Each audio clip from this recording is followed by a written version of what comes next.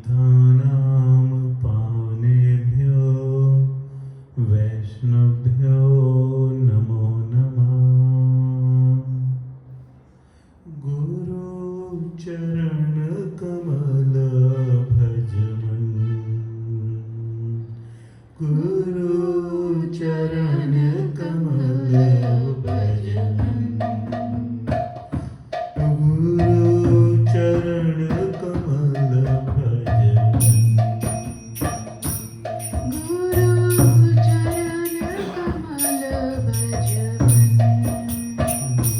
गुरुचरण कमल भज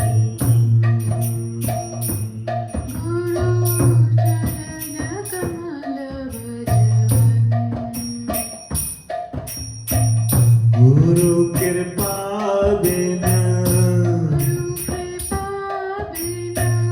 गुरु कृपा बिना नाही कोई साधन बल,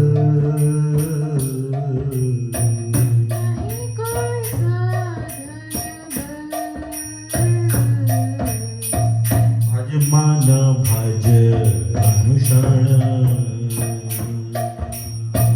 भज मन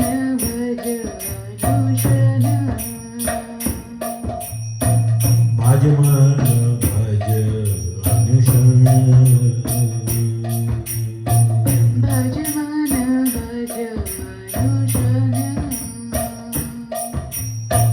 मिलता नहीं ऐसा दुर्लभ जन्म,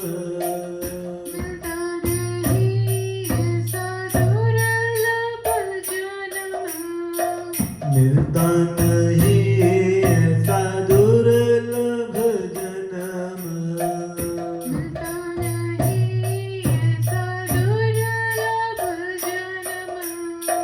भ्रमता हूँ चौदह भुवन,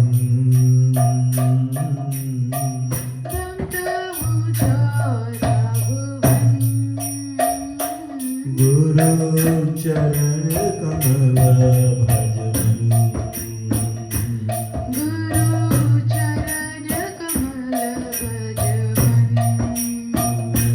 गुरु चरण कमल भज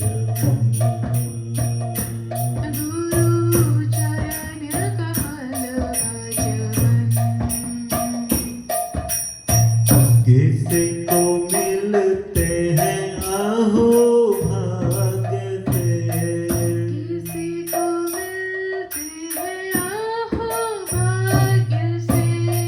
किसी को मिलते हैं आहो भाग्य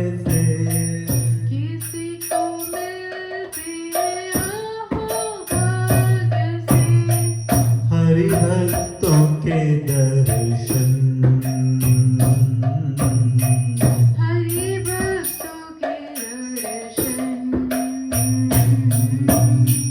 श्री गुरु चरण कमल भज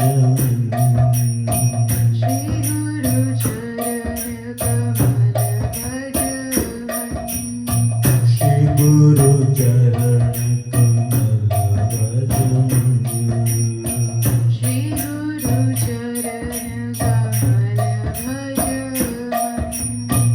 कृष्ण कृपा के आनंद मूर्ति,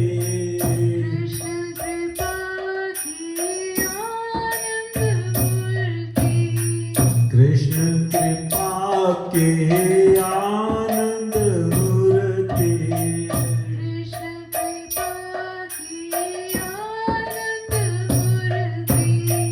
दिन जन करुणा निधान,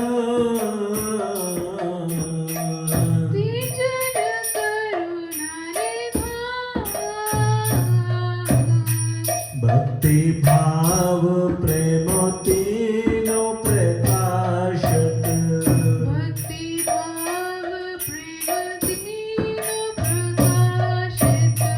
भक्ति भाव प्रेम तीनों प्रकाशक,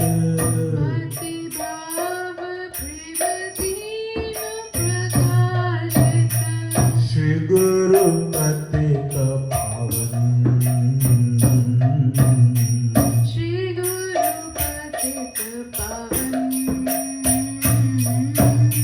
श्री गुरु चरण कमल भज मन, श्री गुरु चरण कमल भज मन, श्री गुरु चरण कमल भज मन, श्री गुरु चरण कमल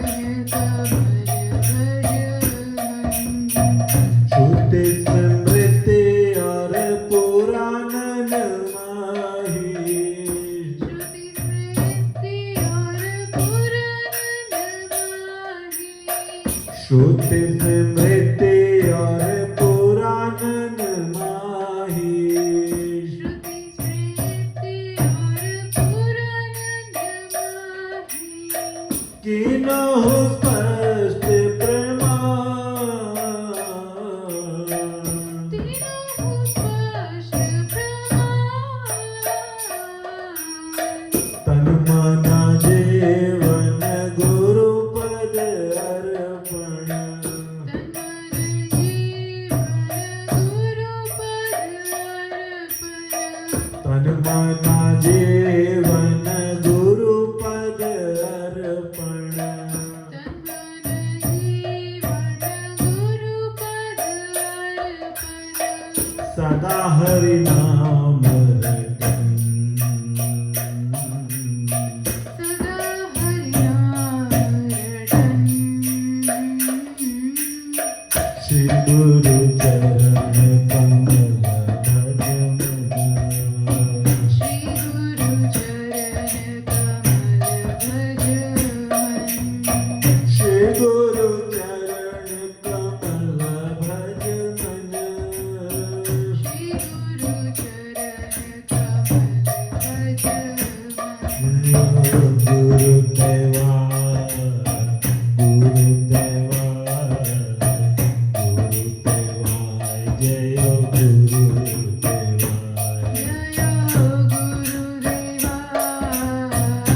गुरुदेवा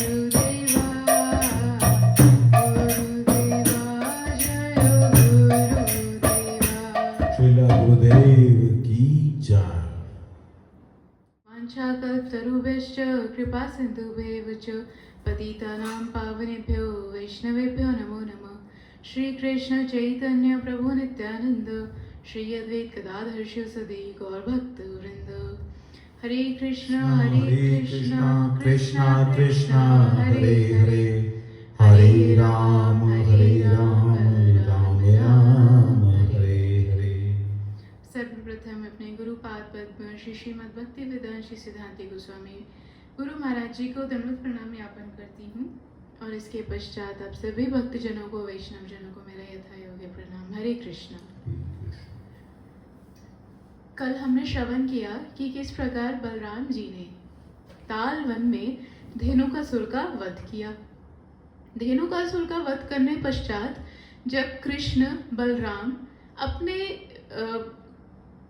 गैयाओं के साथ और गैयाओं के साथ साथ जितने ग्वाल बाल थे उनके साथ जब वापस ब्रज में लौट रहे थे, तो जितने ब्रजवासी थे वो दृश्य देख रहे हैं। जब कृष्ण व्रत से निकल के वन में जाते हैं तो सभी ब्रजवासी उनकी प्रतीक्षा करते हैं कि कब हमारे कृष्ण अब वापस आएंगे, अब वापस आएंगे। उनकी दृष्टि उसी पथ पर रहती है जहाँ से कृष्ण और बलराम वापस आते हैं। जब दूर से धूली उड़ती हुई देख लेते हैं तो समझ जाते हैं कि कृष्ण बलराम आ रहे हैं।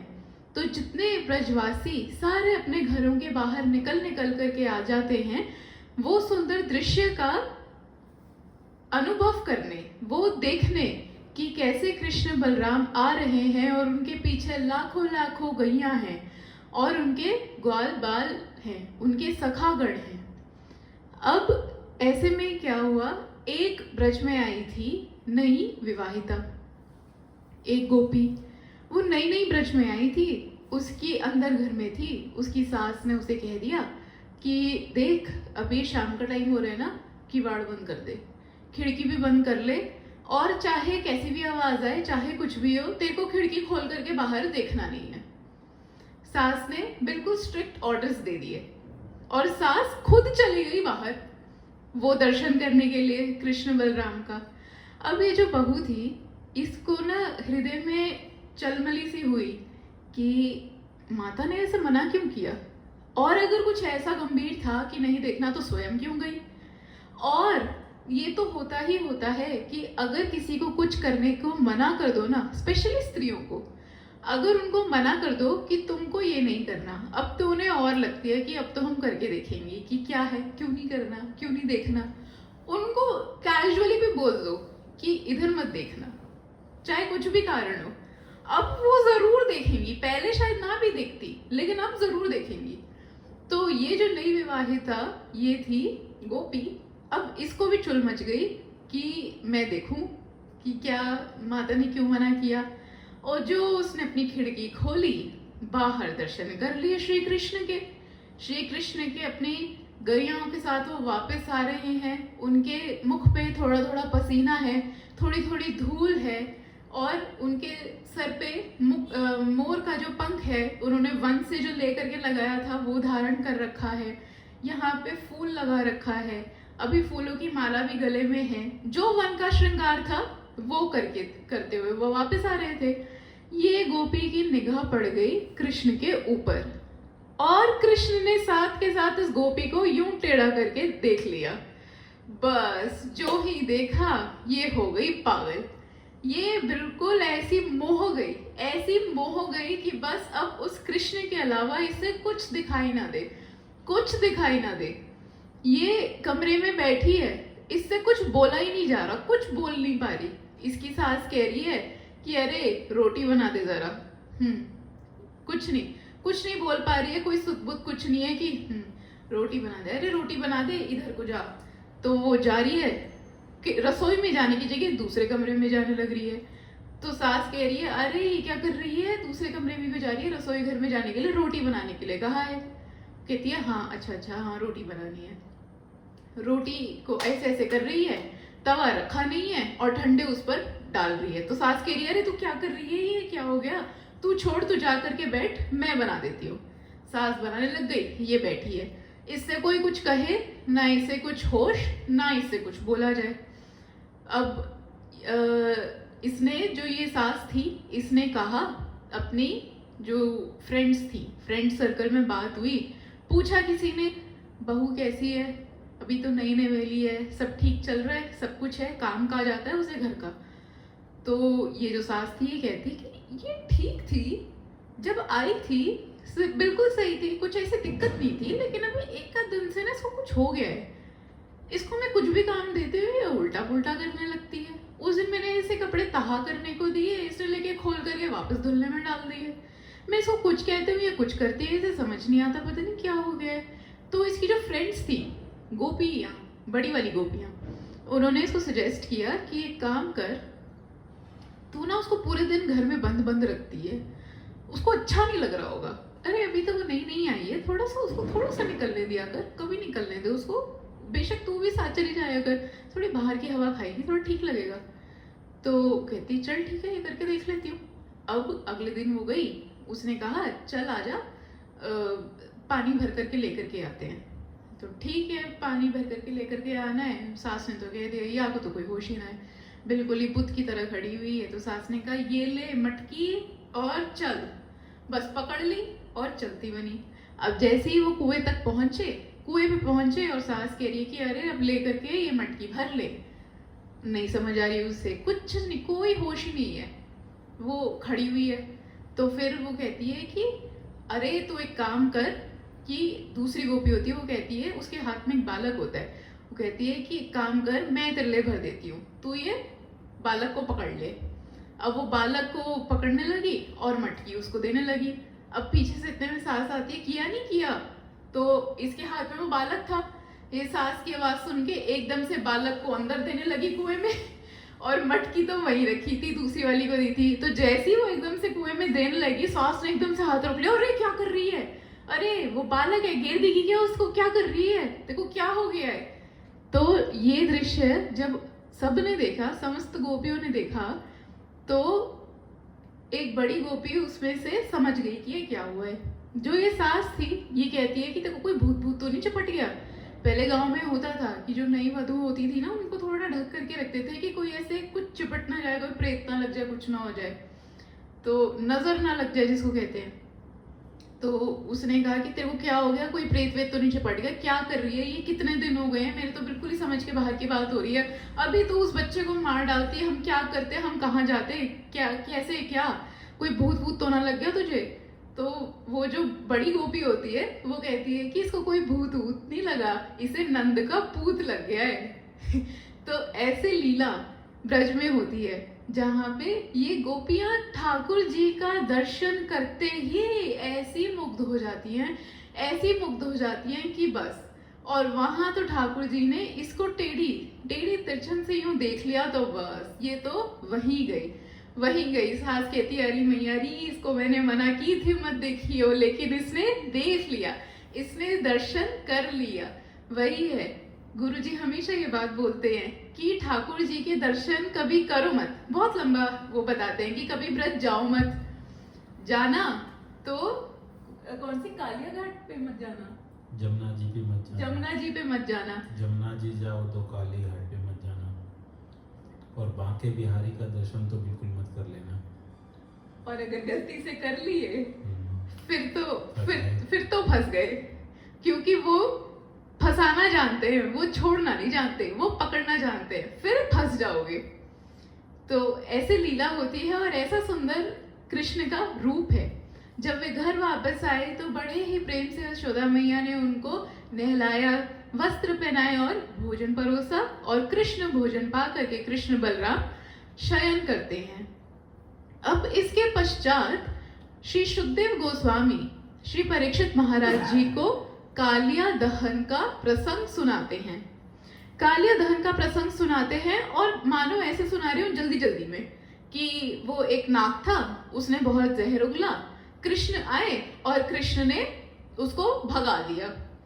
और परीक्षित महाराज जी कहते हैं, हे प्रभु, मेरे को विस्तार से आप बताइए, धीरे धीरे बताइए, इतनी जल्दी जल्दी नहीं, पूरे विस्तार से बताइए कि क्या हुआ। तो परीक्षित वो सुखदेव गोस्वामी कहते हैं कि वास्तव में ये कृष्ण कथा ऐसी है कि जितना सुनो तब भी लगता है कि कितना कम सुना ही नहीं, और सुनने की इच्छा करती है, और सुनने की इच्छा करती है। तो फिर सुखदेव गोस्वामी कहते हैं कि अच्छा, हम विस्तार से बताएंगे। फिर परीक्षित महाराज जी उनसे प्रश्न करते हैं कि पहले तो ये बताइए, कालिया कौन है, ये यमुना में आया कैसे, ये जो सांप होता है ये तो धरती पे रहने वाला होता है, ये जल में कैसे गया, और इतने समय तक ये ब्रज में क्यों रहा। तो परीक्षित महाराज जी बड़े ही उत्सुक होकर के इन प्रश्नों को पूछते हैं श्री सुखदेव गोस्वामी से, और उनसे निवेदन करते हैं कि आप कृपा करके पूर्ण कथा बहुत अच्छे से बतलाएं। तो फिर सुखदेव गोस्वामी उसका उत्तर देते हुए कहते हैं कि एक बार जो कश्यप मुनि हैं, कश्यप मुनि की 16 पत्नियां हैं, उनकी 16 पत्नियां हैं, जिसमें से कि एक है कर्द्रु और एक है विनीता। विनीता से जन्म होते हैं गरुड़ का जन्म होता है विनीता से, और जो ये कद्रु है इससे जन्म होता है नागों का। समस्त जितने नाग हैं उनसे जन्म होता है। अब एक दिन ये विनीता और ये कर्दू दोनों साथ साथ में थी, और वहां से इंद्र का जो घोड़ा था, उसका जो वाहन घोड़ा, वो उनके सामने से होकर के गया। अब जो सामने से होकर के गया तो ये डिस्कशन करने लगे कि अरे आज तो हमने इंद्र का घोड़ा देखा, आज हमने इंद्र का घोड़ा देखा। तो विनीता कहती है कि इतना सुंदर था ना, एकदम सफेद सफेद। तो कर्दू कहती है कि अरे नहीं, सुंदर तो बहुत था लेकिन सफेद नहीं था, वो काला था। तो वो कहती है विनीता, काला नहीं, पूरा तो घोड़ा सफेद था। कर्दू कहती है नहीं, काला था। अब दोनों में से ना झूठ कोई भी नहीं बोल रहा, क्योंकि वो जो घोड़ा है वो आगे से पूरा का पूरा सफेद है, लेकिन जो पीछे उसकी पूंछ है वो काली है। विनीता ने देखा सामने से और करदू ने देखा पीछे से। तो झूठ कोई भी नहीं बोल रहा, परंतु करते करते इनमें छिड़ गया चैलेंज छिड़ गया कि कौन सही, तू या मैं। शर्त लगा ली। कहती है कि विनीता कहती है कि शर्त लगा लो, सफेद ही है घोड़ा। करदू कहती है आप शर्त लगाओ, काला ही है। तो करदू कहती है कि अगर आप हार गई तो क्या? वो विनीता कहती है कि अगर मैं हारी तो मैं तुम्हारे यहाँ पे दासी बन करके रहूंगी, तुम्हारा दासत्व करूंगी। और अगर तुम हारी तो? करदू कहती है अगर मैं हारी तो क्या? सेम। अगर मैं हारी तो मैं तुम्हारी दासी बन के रहूंगी। दोनों में हो गया फैसला कि कल जो है अब देखेंगे कि ये सफेद है या काला है। दोनों अपने अपने महल में चली गईं, परंतु अब जो इतनी स्ट्रॉन्ग शर्त लगा ली है ना, तो अब मन में बेचैनी हो रही है। दोनों कंफर्म थी कि उन्होंने सफेद देखा, इन्होंने काला देखा, पर जब हम शर्त लगा लेते हैं ना तो फिर मन में ना एक बार हिल जाता है थोड़ा सा कि कहीं से भी कोई भी भूल त्रुटि ना रह जाए। और लगाई हुई कितनी जबरदस्त थी इन्होंने शर्त कि दासत्व करना पड़ेगा, रानी होकर के रानियों की तरह रहती हैं ये। और तब शर्त लगा रही है कि अगर मैं हार गई तो मैं तेरी दासी। तो एक रानी के लिए दासी बनना वो तो बहुत ही बड़ी बात है, बहुत ही। शर्त भी ऐसी लगाई। इधर विनीता परेशान, इधर कद्रू परेशान। नींद नहीं आ रही, बेचैनी हो रही है, इधर से उधर चल रही है। बस ये चल रहा है कि सफेदी है ना, था तो सफेदी, बस गड़बड़ ना हो जाए कोई, नहीं तो मैं तो मरी। दोनों इसी प्रकार से सोच रही हैं। अब इधर गरुड़ जी आए अपने घर वापस। गरुड़ जी विष्णु भगवान के वाहक। गरुड़ जी आए और मैया से पूछते हैं माता क्या हो गया आपको, इतना परेशान क्यों हैं आज आप? विनीता कहती है कि तुम पहले मेरे को एक बात बताओ कि ये जो इंद्र का घोड़ा है ये सफेद है या काला? तो गरुड़ कहते हैं अरे इसमें कौन सी बड़ी बात है, मैं भगवान का वाहन हूँ। और देवी देवता जब उनसे मिलने आते हैं तो जो उनके वाहन होते हैं पार्किंग में वो भी होते हैं, मैं भी होता हूँ। तो मैंने तो कितनी बार ऐसे आमने सामने देखा है, 100% वो सफेद है, वो घोड़ा सफेद है, कोई इसमें उसकी बात ही नहीं है। पर क्या हुआ? तो विनीता कहती है कि आज ऐसे ऐसे हुआ, हमने देखा था, वो करदू कह रही थी ये काला है, मैंने कहा सफेद है, मैंने देखा वो सफेद है, तो हमें शर्त लग गई। और शर्त ये लगी कि जो हारा वो दासी बनेगा। तो गरुड़ जी कहते हैं कि अरे माता बस इतनी सी बात है, आप एकदम टेंशन फ्री होकर के सो जाओ, एकदम टेंशन फ्री होकर के सो जाओ। मैं स्टैंप लगा के कह रहा हूँ कि वो घोड़ा सफेद है। और इधर क्या हुआ, कद्रू के भी यहाँ पे महल में वो विचलित हो रही है। तो सारे के सारे नाग जो है उसके पुत्र वो इकट्ठे हो गए और पूछा कि क्या हुआ। उसने भी बताया कि ऐसे ऐसे हुआ। और जो ही नागों ने सुना कि ये क्या हुआ तो वो माता को कहते हैं माता घोड़ा तो सफेद ही है, गड़बड़ हो गई, वो उसकी केवल और केवल पूंछ काली है, अब क्या करोगी? तो वो कद्रू तो बिल्कुल ही एकदम ही उसकी तो सिट्टी पिट्टी घूम हो गई, उसका तो हार्ट एकदम से भारी हो गया, फेल होने लगा कि अब क्या करूं, एंजाइटी अटैक हो रहे हैं, क्या करूं। तो इतने में जो ये नाग गण होते हैं सारे के सारे वो मीटिंग बिठा लेते हैं और कहते हैं कि माता तुम चिंता मत करो, हम कुछ रास्ता निकालते हैं। वो कहती है निकालो पुत्रों, कुछ रास्ता निकालो, नहीं तो मुझे उसके यहाँ पे दासी बन के जाना पड़ेगा और ना जाने मुझसे क्या क्या करवाएगी।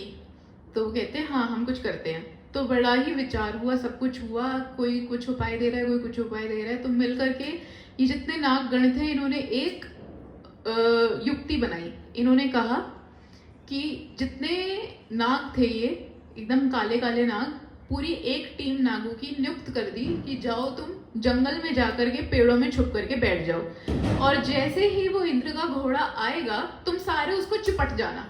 सारे चिपट जाओगे तो दूर से दिखने में लगेगा कि वो घोड़ा काला है। और यही किया उन्होंने। अगली सुबह होते ही सारे के सारे नाग बैठ गए जंगल में और प्रतीक्षा कर रहे हैं कि वो घोड़ा आए तो हम चिपक जाएंगे। जैसे ही वो आया सारे नाग, वो पूरी नागों की टोली उस घोड़े को चिपक गई, 1 इंच भी नहीं छोड़ा कि कहीं से सफेद दिखे, पूरी ऐसे चिपट गई। अब दूर से देख रही हैं ये दोनों माताएं, इन्होंने तो अपने बाइनोकुलर सेट किए हुए हैं कि भाई इज्जत का सवाल है, बिल्कुल आज तो शर्त लगा करके बैठी हुई हैं, तो क्या करें, बाइनोकुलर्स लगा करके बैठी हुई हैं और देख रही हैं कि आ जाए घोड़ा, देख लेते हैं कि सफेद है या काला। अब वो आए, इस पे तो नाक चिपटे हुए थे। दूर से देखा, दूर से देखते ही विनीता ने देखा ये तो काला है, और जैसे ही देखा है काला है, उनके हाथ से तो सब कुछ छूट गया, उनका तो बिल्कुल ही सर्वस्व जैसे चला गया हो। और जैसे ही ऐसा हुआ, करदू तो वहां पे चिल्लाने लगी कि आ जाओ, दासी होने का वचन दिया था ना, आ जाओ दासी बनो। और ये विनीता इतना इतना क्रंदन करने लगी, रोने लगी कि ये क्या हो गया, ये क्या हो गया, मैंने तो देखा था वो सफेद है, मैंने देखा था। अब जब इस प्रकार हुआ तो गरुड़ आए वहां पे। विनीता ने कहा गरुड़ से कि तुमने मुझको, तुम्हारी वजह से हुआ है, तुमने मुझको आश्वासन दिया कि वो घोड़ा सफेद है। गरुड़ कह रहा है माता वो घोड़ा सफेद ही है, सफेद है। तो वो कहती कि नहीं, घोड़ा सफेद नहीं था, घोड़ा काला था। तो कहते हो ही नहीं सकता, हो ही नहीं सकता, मैं कितनी बार देखा है, हो ही नहीं सकता, आप मेरी बात का विश्वास करें। विनीता कहती मैंने देखा है कि वो काला है। अब गरुड़ जी समझ गए, वे समझ गए कि इन नागों ने जरूर कोई ना कोई ऐसी बात की है। अब गरुड़ जी बड़े ही गिल्टी में से आ रहे हैं, क्यों? क्योंकि मैया ने कह दिया कि तुम्हारी वजह से हुआ है, मैं जो तुम पे भरोसा किया था। अब इसमें गरुड़ जी की कोई गलती नहीं थी, परंतु फिर भी उन्हें लग रहा है कि मेरी मैया जो है वहां पे जाकर के दासी बनेगी। तो विनीता तो जाकर के अब उनके यहाँ पे दासत्व कर रही हैं, वो बड़ा काम कराते उससे, बड़ा बिल्कुल दासी की तरह ही सब कुछ करते, कोई सम्मान नहीं, कुछ नहीं कि कौन रानी क्या, तो तुम दासी हो। ये गरुड़ जी बेचारे बड़े परेशान, क्योंकि उनकी माता वहां बड़ी परेशान, वो सुबह शाम रोती रहती, बड़ी परेशान। तो गरुड़ जी ने सोच विचारा कि क्या करें, कुछ तो उपाय निकालना होगा, ऐसे तो कोई बात नहीं बनेगी। एक काम करते हैं, लगते तो हम ऐसे दूर के हैं तो सौतेले, लगते तो भाई भाई ही हैं। मैं इन नागराजों से, इन नागगणों से बात करता हूँ, बात करके देखता हूँ कुछ हल निकल सके। तो जो गरुड़ हैं लिखते हैं उनको कि हमको आपसे मीटिंग करनी है, हमारे माता के बारे में चर्चा करनी है। तो ये जो नाग देव होते हैं ये कहते हैं कि क्या मीटिंग करनी है माता के बारे में, कुछ तो होगा, ये पक्का छुड़वाना चाहते होंगे। तो क्या करें, कुछ बदले में ऐसा मांग लेते हैं कि जिससे हमारा बहुत मंगल हो जाए, उसकी माता के बदले में कुछ ऐसा मांग लेते हैं। पर क्या मांगे समझ नहीं आ रहा। बड़ा उन्होंने सोच विचारा, बड़ा लंबा समय लिया और फिर लास्ट में उन्होंने निकाला कि हम गरुड़ से मांग लेते हैं अमृत का कलश जो स्वर्ग में है, एकदम 4 दीवारों के पीछे लॉक किया गया हुआ इंद्र की रक्षा में। उस अमृत के कलश को मांग लेते हैं, हम पी लेंगे, फिर हम अमर हो जाएंगे, हमसे कोई फिर वैर नहीं कर पाएगा, हमसे कोई छेड़छाड़ नहीं कर पाएगा। अब उन्होंने इनको गरुड़ जी को मैसेज बैक किया कि ठीक है, आ जाइए आप, इस दिन हम मिलते हैं। आ गए दोनों, मीटिंग हो गई और गरुड़ जी और ये जितने नाग गण हैं वो बैठे हुए हैं। गरुड़ जी ने कहा कि तुम मेरी माता को छोड़ दो, बदले में बताओ मुझे क्या चाहिए, वो मैं तुमको ला करके दूंगा। तो नाग देवता कहते हैं पक्का लेकर के आओगे? गरुड़ जी कहते हैं हाँ। तो नाग देवता कहते हैं ठीक है, एक हाथ लेना एक हाथ देना कर लेते हैं, तुम हमें एक हाथ से अमृत का कलश दो, हम साथ ही साथ दूसरे हाथ से तुम्हारी माता को वापस दे देंगे। तो गरुड़ जी कहते हैं अमृत का कलश, अच्छा एक बार के लिए तो उन्हें हुआ कि अमृत का कलश लेकर आना है, पर उन्होंने कहा ठीक है, माता का सवाल है, उन्होंने कहा ठीक है। गए गरुड़ जी गए स्वर्ग में, इंद्र देवता के पास गए और कहते हैं कि हे इंद्रदेव, मुझको थोड़ा सा अमृत देना, तो मेरे को अमृत चाहिए। तो इंद्रदेव कहते हैं कि हे गरुड़देव, आप तो भगवान के दास हैं, आपको अमृत की क्या आवश्यकता, आपको तो कोई आवश्यकता ही नहीं है। इसमें एक और चीज पता चलती है कि जो भगवान के दास होते हैं उन्हें ये अमृत की कोई आवश्यकता नहीं है। ठाकुर जी स्वयं उनके लिए अमृत है, स्वयं। ये आगे हम और सुनेंगे भी अभी। तो इंद्र कहता है कि आपको तो वैसे कोई आवश्यकता ही नहीं है, फिर भी आप कहते हैं तो लाओ मैं दे देता हूँ, आप कोई बॉटल में भर के थोड़ा सा आपको दे देता हूँ। तो वो कहते हैं कि नहीं, बॉटल में भर के वाला नहीं चाहिए, मुझे पूरा कलश चाहिए। तो इंद्र तो एक बार को हिल गया, पूरा कलश, पूरा? आपको करना क्या है? एकदम गंभीर, आपको क्या करना है उस कलश का? तो ये जो गरुड़ हैं इन्होंने पूरी बात बतलाई कि क्या हुआ। अब ऐसे ऐसे ये जो नागगण हैं ये कलश मांग रहे हैं। तो इंद्र तो छूटते ही बोला, नहीं प्रभु नहीं, आपका कोई भी कारण हो आप इन नागों को नहीं दे सकते। अरे इन नागों को अमृत देना तो मतलब बिल्कुल खराब बात हो गई, फिर ना जाने क्या करेंगे, कुछ नहीं पता।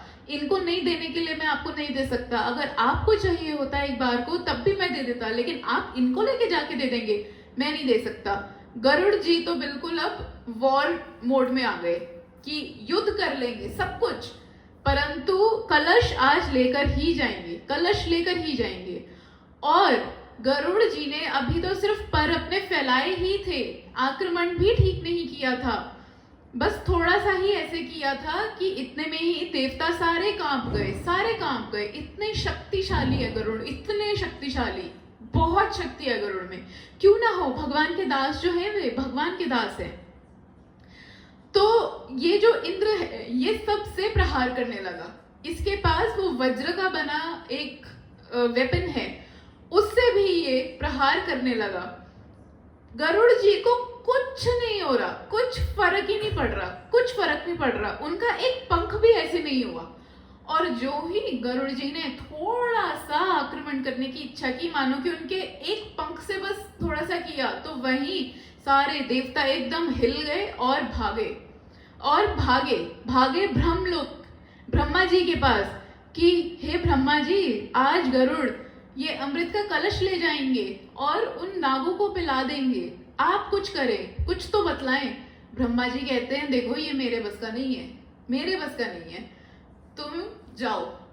कहाँ जाओ? सीधा नारायण के पास ही जाओ, विष्णु के पास ही जाओ, उन्हीं के दास है वो। मैं भगवान के दासों के साथ कुछ नहीं कर सकता, मेरे अंदर नहीं है वो क्षमता। भगवान के दास है, तुम भगवान के पास जाओ। ये देवगण सारे के सारे गए और वहां जाके विनती करने लगे कि देखिए आपके सामने ही हो रहा है, वो लेकर के जा रहे हैं, वो उनको पिला देंगे, आप रोकिए, आप कुछ करिए।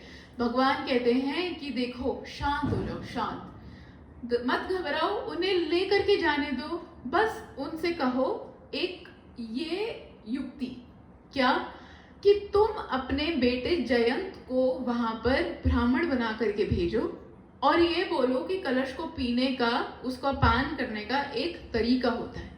बस गरुड़ जी के पास जाओ, उन्हें बहुत ही विनम्र तरीके से उनको बस ये बोलो कि आप ले जाएं, परंतु आप ये जयंत को भी ले जाएं साथ।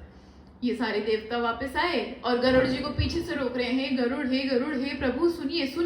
तो गरुड़ जी रुके, उन्होंने सारी बात बताई, उन्होंने कहा ठीक है। अब कलश गरुड़ जी के हाथ में दे दिया और साथ ही साथ वो जयंत को, जो कि इंद्र का पुत्र है, उसको ब्राह्मण का वेश लेकर के भेज दिया। जब गरुड़ जी पहुंचे, अब नागों के महल में, उनके देश में पहुंचे, खटखटा रहे हैं वहां पे कि देखो मैं आ गया हूँ अमृत का कलश लेकर के। अमृत का कलश उस ब्राह्मण को पकड़ा दिया था। ये नाग देख रहे हैं कि अरे वाह, गरुड़ आ गए हैं और साथ में एक ब्राह्मण आया है और उसने हाथ में कलश लिए रखा है। ये उन्होंने अंदर आसन पे बिठाया उसको, एक कुशा का घास का आसन था, उस पर बिठाया और कहा कि आप यहाँ बैठे और हमें अमृत दे दें। तो वो जयंत, वो ब्राह्मण कहते हैं कि रुको, इसको ऐसे नहीं पी सकते, पी भी लोगे असर ही नहीं करेगा, इसका एक तरीका होता है पीने का।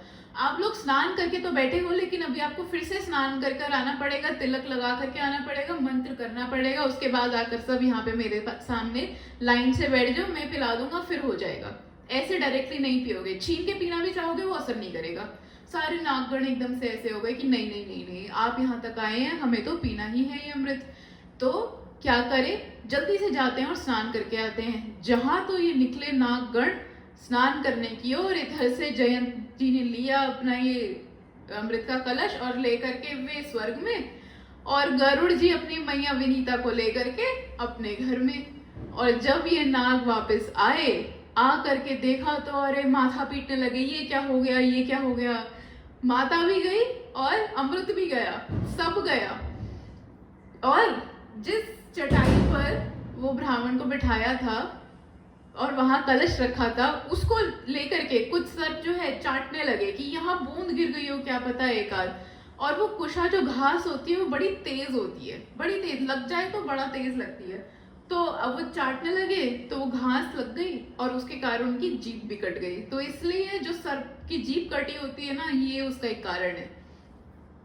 तो यहाँ पे अब जो गरुड़ है वो अपनी माता को लेकर के तो आ गए, परंतु गरुड़ जी को अब इन सर्पों से बहुत ज्यादा हो गया द्वेष, बहुत ज्यादा दुश्मन समान हो गए। क्यों? झूठ बोलते हैं, कपटता करते हैं और मेरी माता को दासी बनाया। क्योंकि जितने टाइम वो गए लेकर के आए, लगभग साल 2 साल वहां पे उनकी माता दासी बन के रही। बहुत रोती थी, बहुत काम करती थी, बहुत रोती थी, बहुत दुखी थी, बहुत दुखी। तो वो क्या किया बदले में, गरुड़ जी ने जहां सांप देखा नहीं कि खाना शुरू, जितने सांप देखते सबको खाने लगते, सबको खाने लगते, खाते जाते खाते जाते खाते जाते। ये जो नागगण जो थे अब ये बहुत परेशान हो गए। ये तो गरुड़ रुक ही नहीं रहा है, रुक ही नहीं रहे। अगर ऐसा ही चलता रहा तो हमारा तो वंश ही नहीं रहेगा आगे। ये तो क्या स्पीड से खींचे चले जा रहे हैं, हमें क्या करें। वो गए ब्रह्मा जी के पास। फिर अब उन्होंने कहा कि हे ब्रह्मा जी, कुछ तो ऐसा उपाय बताएं, गरुड़ जी तो हमें छोड़ ही नहीं रहे हैं, जहां सर्प देखते हैं वहीं उसको पकड़ करके खा जाते हैं।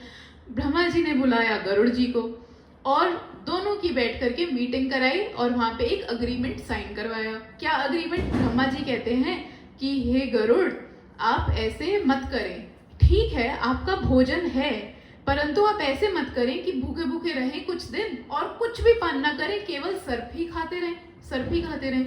ऐसे मत करें आप क्या, आपको ये सर्प जो है 1 महीने में 1 सर्प भेज दिया करेंगे, ये लोग आपको भोजन भी कराएंगे और 1 सांप भेज भी देंगे।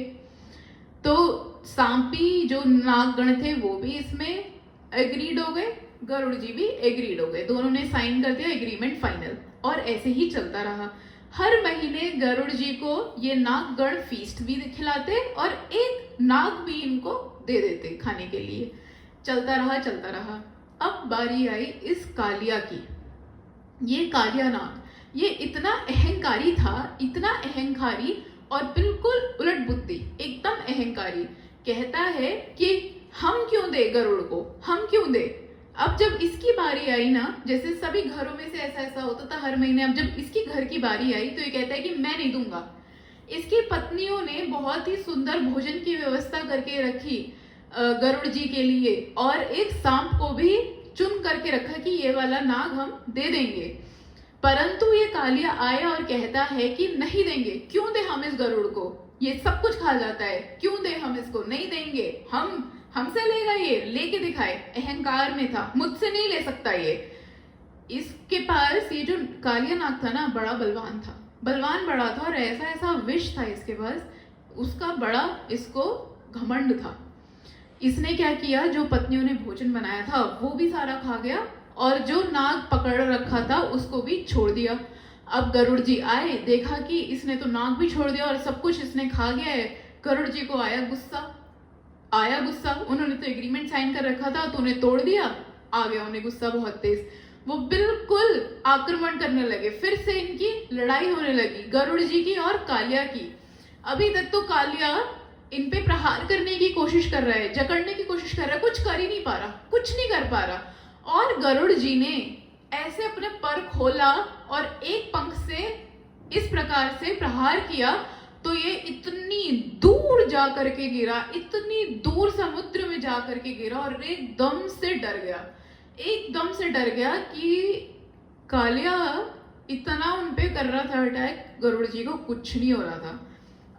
गरुड़ जी ने एक छोटा सा, अभी तो सिर्फ अपने पंख से ही प्रहार करने की कोशिश की, तो ये इतनी दूर तक जा करके गिरा और ये समझ गया कि मैं इनसे जीत नहीं पाऊंगा। ये कालिया भागा भागा, जगह जगह भाग रहा है, गरुड़ जी से छुपता डोल रहा है, कभी यहाँ छुपे कभी वहां छुपे, छुप छुप के थक गया। तो फिर उसके बाद ये जा पहुंचा श्री अनंत शेष के पास।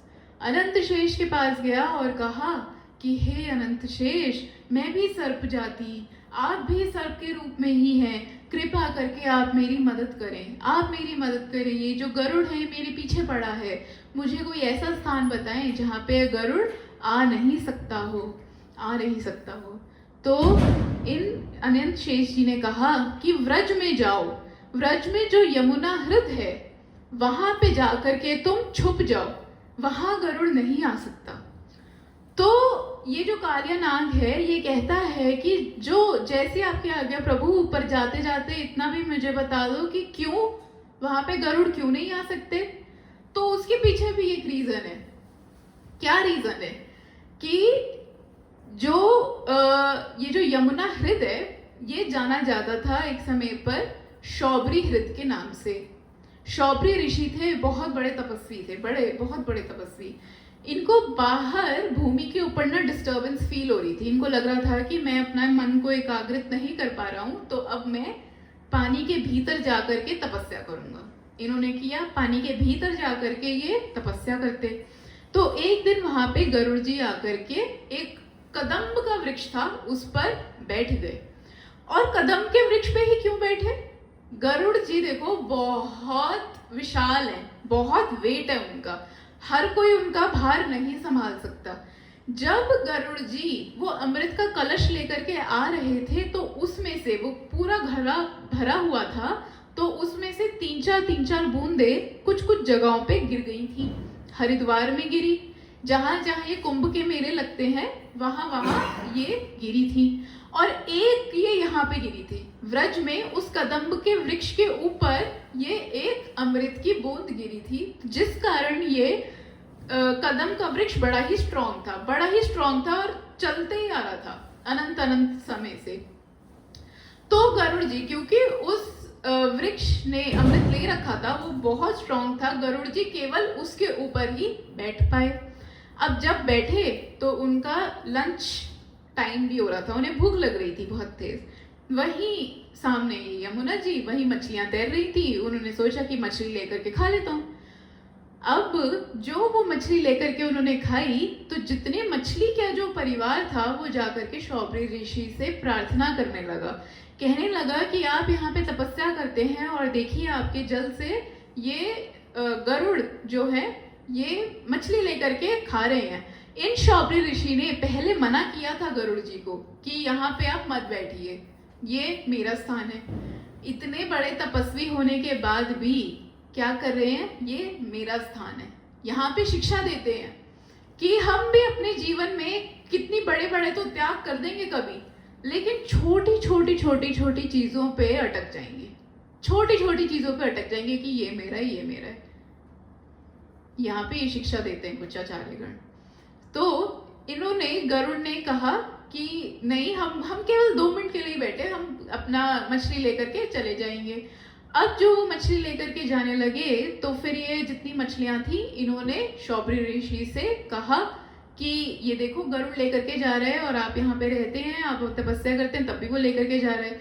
तो शौबरी ऋषि ने अपनी तपस्या के अहंकार में आकर के गरुड़ जी को, जो भगवान के दास हैं, उनको श्राप दे दिया कि हे गरुड़, आज तुमने ले लिया, अगर आज के बाद कभी इधर आए तो तुमको मृत्यु आ जाएगी।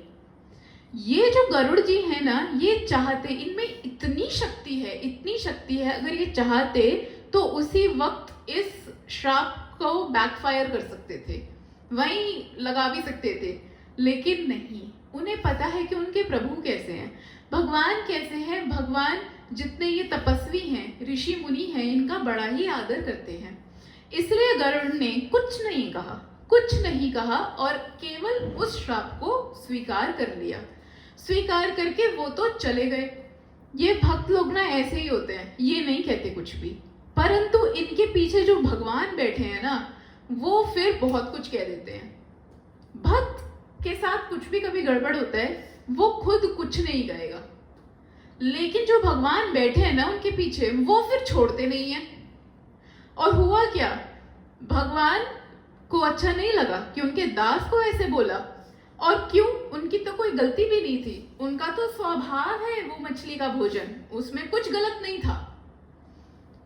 जो अगर कुछ गलत किया होता तो भी बात अलग थी, पहले तो भगवान के दास नहीं कर सकते ऐसा कुछ। और उन्होंने जो किया वो केवल उनके स्वभाव के कारण किया, उन्हें अलाउड था, उनका भोजन है वो। और उसके लिए उन्होंने गरुड़ जी को, जो भगवान के दास हैं, नित्य दास, उनका क्या किया, अपराध किया, उनके चरणों में अपराध किया।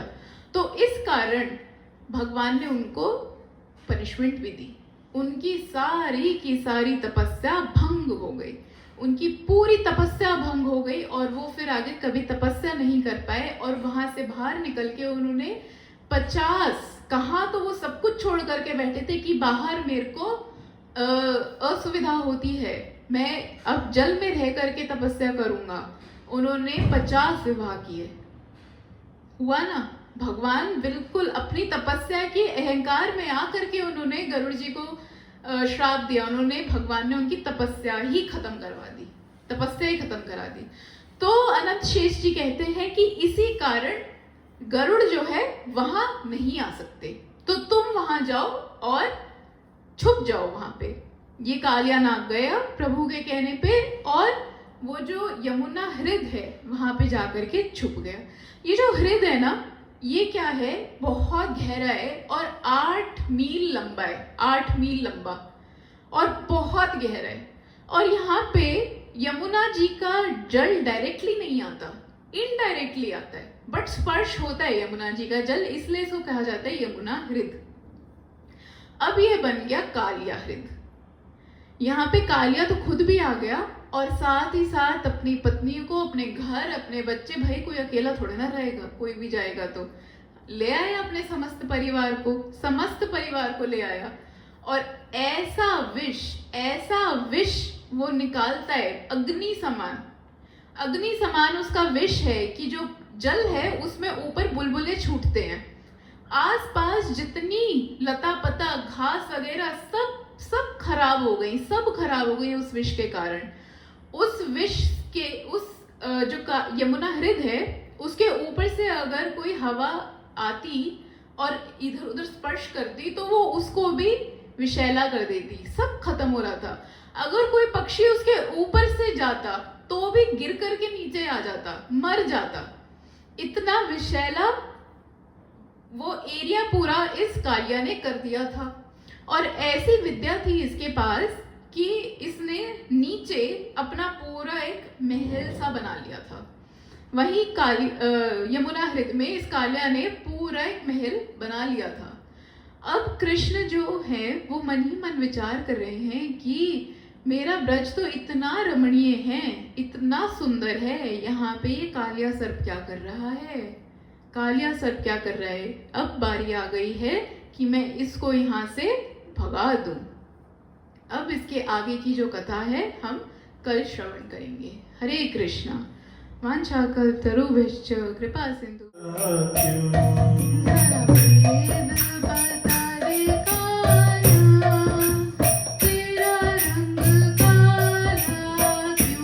जरा भेद बता दे कान्हा, तेरा रंग काला क्यों।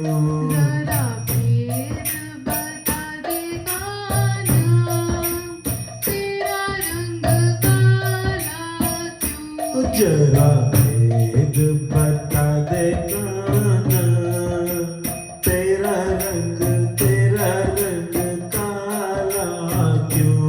जरा भेद बता दे कान्हा, तेरा रंग काला क्यों। तू काला होकर भी जग पे निराला क्यों। तू काला होकर भी जग से निराला क्यों। तू काला काला होकर भी जग से निराला क्यों? काला होकर भी जग से निराला क्यों? मैंने काली रात को जन्म लिया, मैंने काली रात को जन्म लिया, मैंने काली रात को जन्म लिया। मैंने काली रात को जन्म लिया, और काली गाय को दूध पिया, और काली गाय को दूध पिया। मेरी कमली का रंग काला इसलिए काला हूँ। मेरी कमली का रंग काला इसलिए काला हूँ। मेरी कमली का रंग काला इसलिए काला हूँ। मेरी कमली का रंग काला इसलिए काला हूँ। जरा भेद बता दे गाना इसलिए काला क्यों? जरा भेद बता दे काला, तेरा रंग तेरा काला, रंग काला क्यों? भेद बता बता दे काला, तेरा रंग काला क्यों?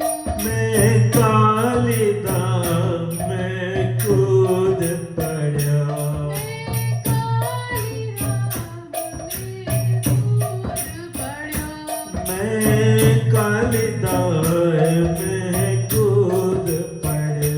मैं काली रात में कूद पड़ा, और कालिया नाग को नाथ लिया, और काली नाग को नाच दिया।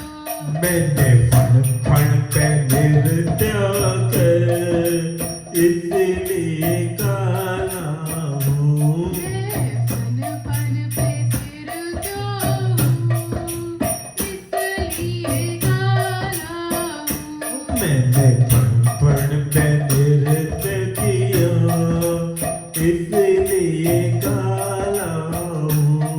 मैं फन फन पे नृत्य किया, इसलिए काला हूँ। जरा इतना बता दे गाना तेरा रंग काला क्यों?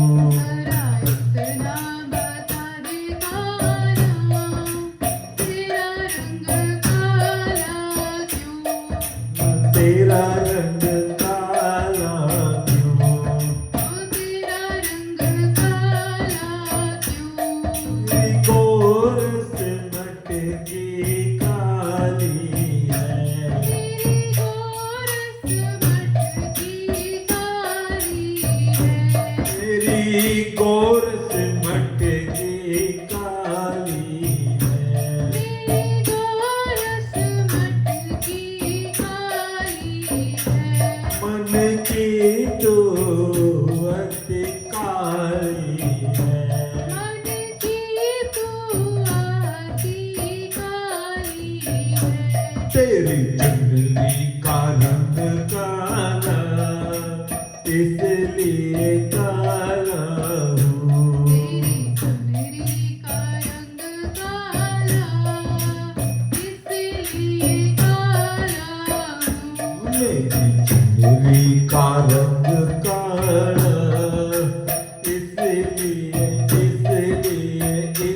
इसलिए काला हूँ।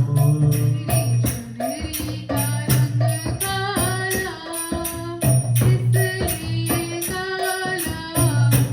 जरा भेद बता दे गाना तेरा रंग काला क्यों? जरा भेद बता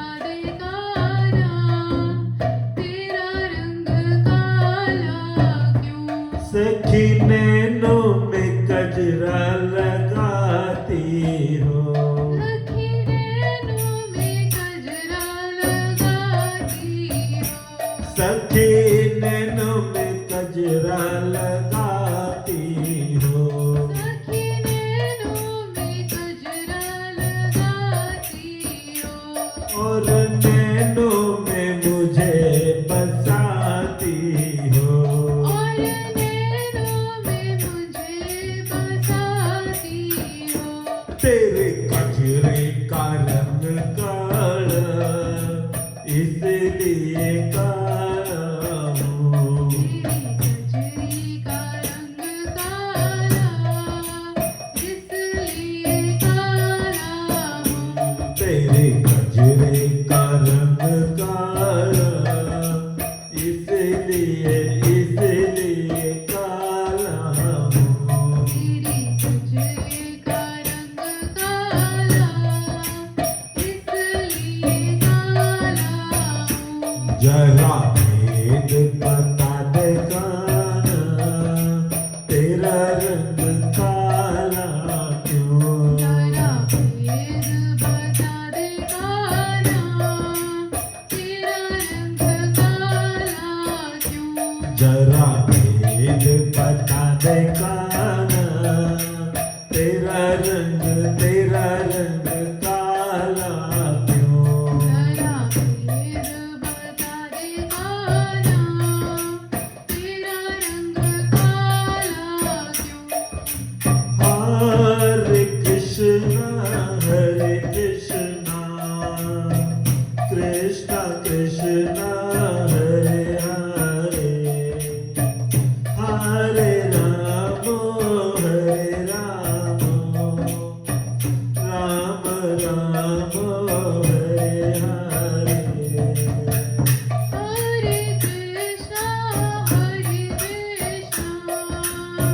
कृष्णा कृष्णा हरे हरे हरे राम राम राम हरे हरे।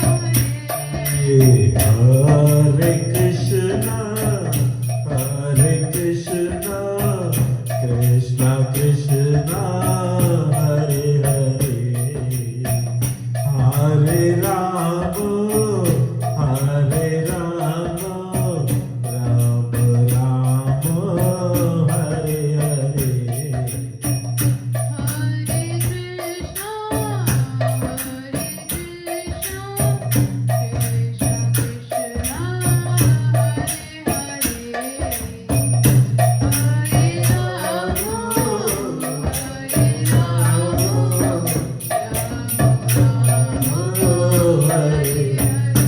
जय राधा गोपीनाथ राधा गोपीनाथ राधा गोपीनाथ जय राधा गोपीनाथ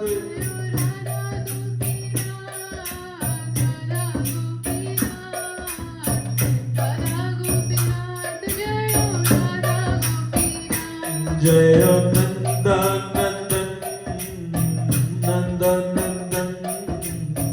नंदन नंदन जय यशोदानंदन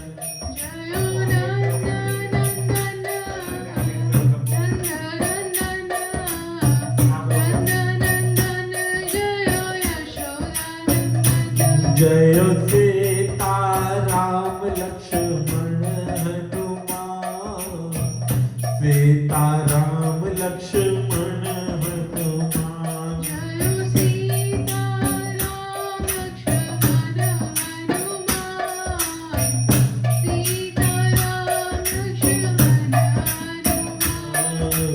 रघुपति राघव राजा राम पतित पावन सीताराम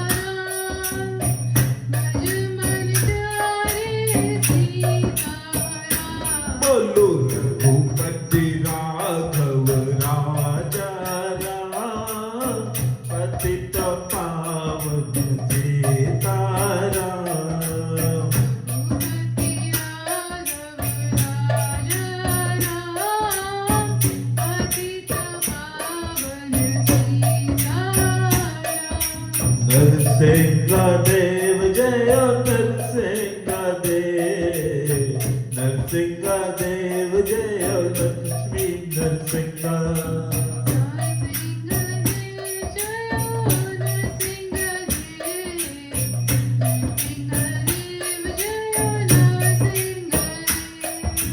जगन्नाथ जगन्नाथ बलदेवा जय सुभद्रा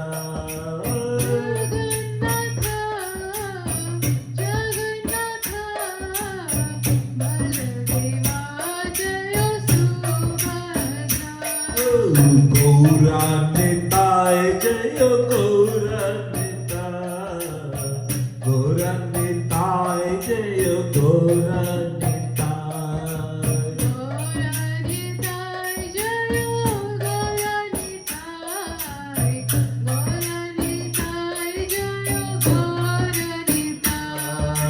गुरुदेवा शिला गुरुदेवा गुरुदेवा शिला गुरुदेवा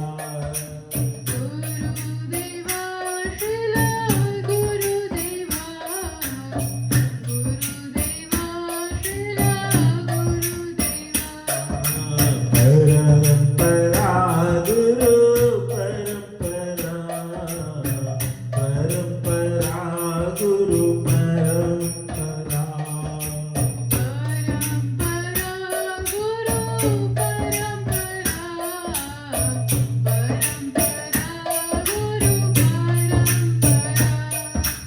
भक्ति विनोद ठाकुर भक्ति विनोद ठाकुर भक्ति विनोद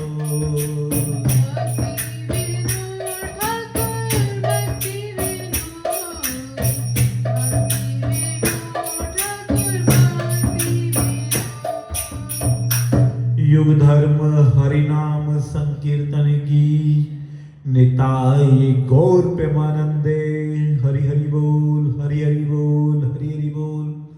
आज के आनंद की जय, कार्तिक मास की जय, कार्तिक मास पालन करने वाले सभी भक्त वृंद की जय, महाप्रसाद की जय, गौर प्रेमानंदे हरि हरि बोल हरि हरि बोल हरि हरि बोल। जय जय श्री राधे जय जय श्री राधे जय जय श्री राधे श्याम। वांछा कल्पतरुभ्यश्च कृपा सिंधुभ्यः एव च पतितानां